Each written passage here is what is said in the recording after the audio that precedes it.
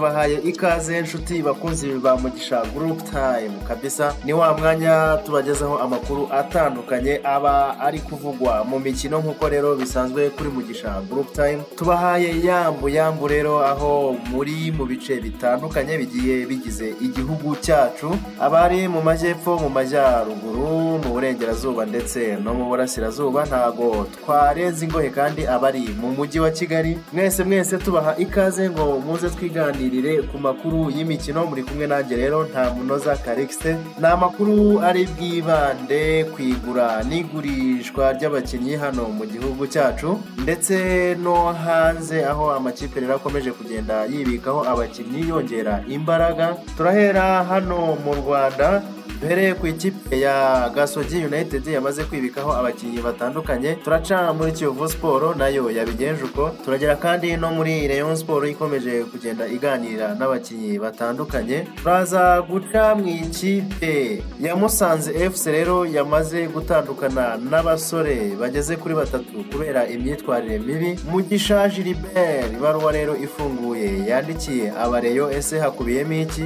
Muri APR FC rero nyuma y'uko bagurishije abakinnyi batandukanye bageze kuri babiri, ishobora no kujya gutya ikagurisha n'abandi babiri. Ni amakuru rero tugiye kuganiraho, ni mu kanya gato cyane rero tudatinze turaje tuyabagezeho ku buryo burambuye.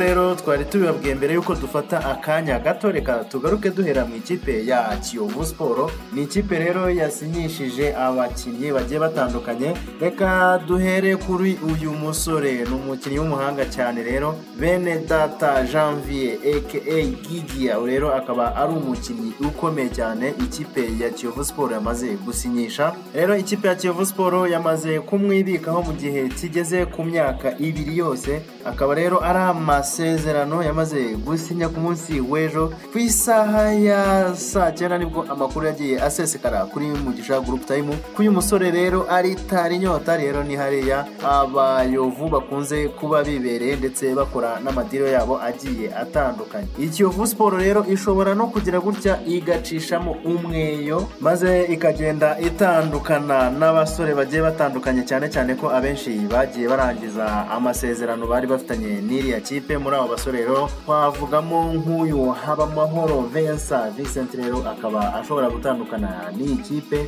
Tubane James nawe ari mu bagenda ndetse na Arafate. Umunyakameruni witwa Karim Koto rero nawe ari mu bagenda ndetse na Isa Ngenzi. Bari rero bashobora kutongererwa amasezerano, rero bakaba bashobora gutandukana n'ikipe ya Kiyovu Sport. Ntago twakibagirwa kandi Samson rero Baboa wamaze ndetse no kuyisezeraho. Bivugwa yuko ashobora gusinyira ikipe ya Rayon Sport. Rero uyu nguyu akaba yibereye ku Musenyi hariya rero i Rubavu, aho akomeje kuba yirira ubuzima ndetse anaganira n'amakipe atandukanye arimo izi za Rayon Sport, cyane yuko bivugwa yuko aramutse abonye ubwene gihugu ashobora no gusinyira ikipe ya APR FC. Ikipe ya Kiyovu Sport kandi nyuma yuko ibonye umutoza mushya, uyu rero akaba ari Haringingo Francis Christian. Uyu rero ashobora gufatanya na Rwaka Claude, akaba ari umutoza umwungirije, ndetse umutoza w'abazamu ashobora kuba Vladimir. Baracyari mu biganiro, we ntabwo birarangira. Bivuze yuko rero nyuma yuko Kiyovu Sport ibonye staff nshyashya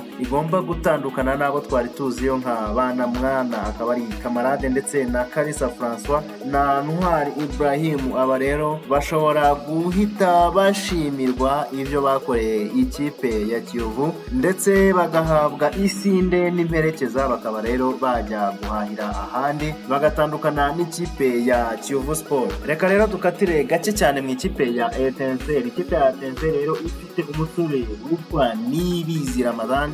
Rero uyu mwana ukiri muto cyane dore ko yari ari no mu ikipe y'igihugu y'abatarengeje imyaka 23.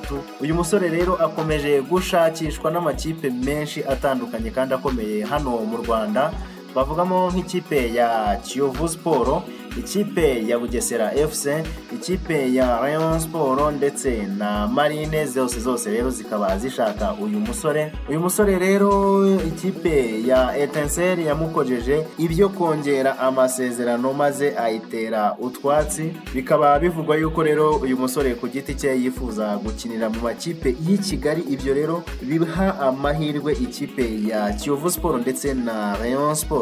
Reka rero tubitegereze turebe ikipe uyu musore w'umuhanga cyane rero w'umudefenseri mwiza cyane ufite imoso ishyaye rero turebe ikipe azaba yerekezamo muri sezo itaha, dore ko ashakishwa n'amakipe menshi cyane nk'uko twabivuze ruguru. Ntago twavuga kuri Etincelle kandi ngo tuve hariya i Rubavu tudaciye muri Marine.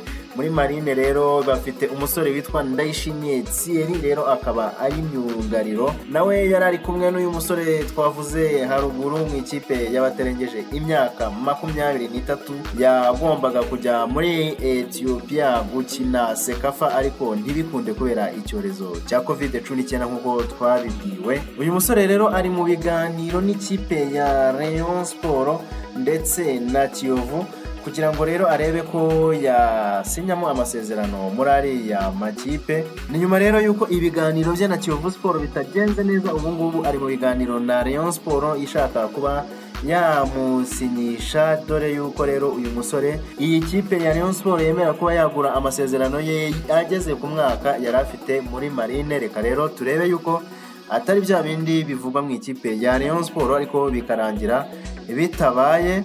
Gusa kuri inshuro hari icyizere kuko iyi kipe iteganya kubona agafaranga mu baterankunga bayo bagiye batandukanye. Reka tubihanga amaso, tuzakomeza kugenda tubibakurikiranira kandi igihe cyose tuba tugomba kubibagezaho kuri Mugisha Group Time rero nk'uko twabyiyemeje. Ku munsi w'ejo rero ikipe ya Gasogi United rero yerekanye abakinnyi bayisinyemo amasezerano ndetse yerekana n'abakozi bayo bashya rero binjiye muri uyu muryango mugari wa Gasogi United bakunze kwita urubambyingwe nk'uko rero bakunda kubyivugira abakunzi bayo. Duhereye rero mu bakozi yitwa Ntarengwa Aimable aka Mutaramu. Uyu rero yerekanwe ku munsi w'ejo nka team manager mushyashya wa Gasogi United. Uyu rero yakunze kumenyekana mu makipe y'abakiri bato, azwi mu Isonga, akamenyekana rero no mu makipe y'abakiri bato y'Amavubi, abatarengeje imyaka 17 ndetse n'abatarengeje imyaka 23 rero yagiye ababera team manager. Uyu rero n'ubusanzwe akaba ari umutoza wabigize umwuga dore ko afite lisanse C ya CAF. Uyu muvandimwe rero wa Rutanga Eric akaba yamaze kwisanga mu ikipe ya Gasogi United. Ikipe kandi mu bakinnyi yerekanye Hassan Jibril. Uyu rero akaba ari umunyechade. Abakunzi b'umupira w'amaguru mu Rwanda bakunze kumwitirira umurwa mukuru wa hariya wabo Njamena.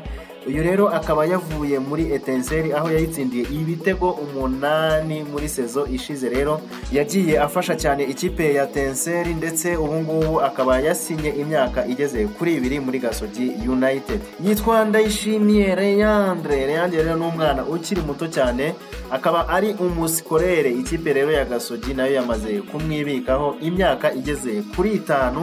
N'ubwa mbere mbonye kontra ndende gutya hano mu Rwanda, nibaza impamvu andi makipe rero ataba yasinyisha abasore nk'aba bakiri bato. igihe kirekire nk'iki ngiki Gasogi yasinyishije uyu musore mbona byaba ari ibintu byiza cyane, dore ko ubu ngubu ikipe yazamukenera yazaha ikipe ya Gasogi United amafaranga menshi bijyanye rero n'igihe aba afite muri iyi kipe. Ntago bimeze nka bya bindi byo kuba umuntu afite imyaka 2 akagira gutya agakina umwaka umwe agakina uwa kabiri akaba arigaragaje neza cyane ikipe zikamutwarira ubuntu. Ni diro rero ikipe ya Gasogi United ni ibintu ubona byiza rero bikomereje hano byaba ari ibintu byiza rero n'andi makipe agakanguka akava muri izi diro zo gusinyisha umwaka umwe cyangwa 2 gusa. Sinzi ukuntu amakipe aba abitekereza. Iyi kipe kandi yerekanye abongereye amasezerano, ikipe rero yerekanye abongereye amasezerano harimo uyu musore myugariro ukomeye cyane ukina ku ruhande rw'ibumoso akaba ari Yamin Salumu yongereye rero amasezerano y'imyaka 2 muri Gasogi United. Twabibutsa rero yuko aba bose baje basanga abikipe ya Gasogi United yamaze kwibikaho kera barimo Armel Gisre, ikipe rero uyu rero yavuye muri Kiyovu yerekeza muri Gasogi United, ndetse n'umunya Centrafrica rero akaba ari Theodore. Turabibutsa mu minsi yashize rero mwaramubonye cyane asinya mu ikipe ya Gasogi, aho bavugaga yuko ari ubwa mbere habaye test medical hano mu Rwanda rero ubwo uyu musore yasinyaga muri Gasogi United. Ikipe rero ya Gasogi United iteganya kuba yasinyisha n'abandi bakinnyi bagiye batandukanye bari mu biganiro, nabo ikabiteganya rero kuba kongeramo abandi bakinnyi 2 cyangwa 3. Ni ikipe rero ikomeje kugenda yiyubaka. Reka turebe yuko umwaka utaha utazayigendekera nabi nkuko uyu sezo ishize itayigendekeye neza. Tuganyeho gake mu ikipe ya Rayon Sport, biravuga yuko iyi kipe iri mu biganiro n'abakinnyi batandukanye barimo Ari Niyonzima. Iyo rero ashobora gusohoka mu ikipe ya Azamu aho atabashije kwitwara neza, rero akashobora kuba yatandukana n'iyi kipe. Iri mu biganiro kandi na Bayisenge Emery, ariko bivuga yuko akomeje kuyigora cyane, ndetse iyi kipe iri mu biganiro n'umukinnyi witwa Ndekwe Felix. Reka rero dukomeze tureba aho ibi biganiro by'ikipe ya Rayon Sport bizagenda bigana ndetse n'icyo bizagenda bigeraho. Reka tunyarukire mu ikipe ya Musanze FC aho yamaze gutandukana n'abakinnyi bageze kuri bose kubera ikibazo imyitwarire mibi nk'uko bivugwa. Iyi myitwarire mibi rero harimo ubusinzi ndetse no kumena agasembuye, kumena inzoga rero ku munyamabanga w'ikipe ya Musanze. Rero iyi kipe ikaba yafashe umwanzuro wo kuba yasezerera aba bakinnyi kubera umusaruro muke ndetse n'imyitwarire mibi. Abakinnyi rero ni Musa Arisova wari usigaje imyaka igeze kuri 2, ndetse na Mutebi Rashidi wari usigaranye umwaka umwe muri ikipe, ndetse na Kambare Fred rero nawe agomba gusohoka muri iyi ekipe. Ikinyabupfura gike rero kibakuye kuri iyi kipe, ndetse ubundi ubusanzwe discipline ni ikintu cy'ingenzi cyane muri kariyeri iyo ariyo yose. Aba basore rero bazize ikinyabupfura gike ndetse n'imyitwarire idahwitse. Reka turebe yuko rero hari andi makipe azagenda yibikaho izi indiscipline.